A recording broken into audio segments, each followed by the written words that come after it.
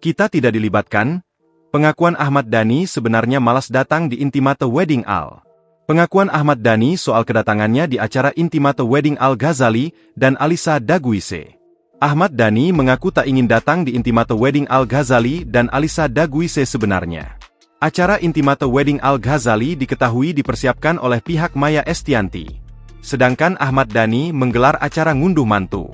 Setelah mengungkapkan kekecewaannya Maya Estianty tak menghadiri acara ngunduh mantu, Ahmad Dhani mengaku sebenarnya tidak ingin datang saat acara Intimate Wedding Al Ghazali.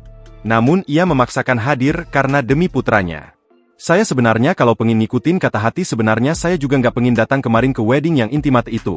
Ucap Ahmad Dhani, dikutip dari YouTube Intense Investigasi, Jumat, 20 Juni 2025. Karena saya tahu itu undangannya semua undangannya temannya Maya. Tapi karena saya ngelihat Al, saya harus datang demi Al, paparnya. Pria yang akrab disapa Dhani ini pun mengungkap sikap mantan istrinya itu. Menurut Ahmad Dhani, Maya tidak memberikan informasi kepada dirinya mengenai Intimate Wedding Al tersebut. Jadi saya datang demi Al kemarin itu, ujar Dhani. Sebenarnya saya malas karena saya nggak tahu ini acara apa, sambungnya. Bahkan, Dhani menyebut jika ia tidak dilibatkan dalam perencanaan acara itu. Pokoknya intinya kita tidak dilibatkan, terangnya.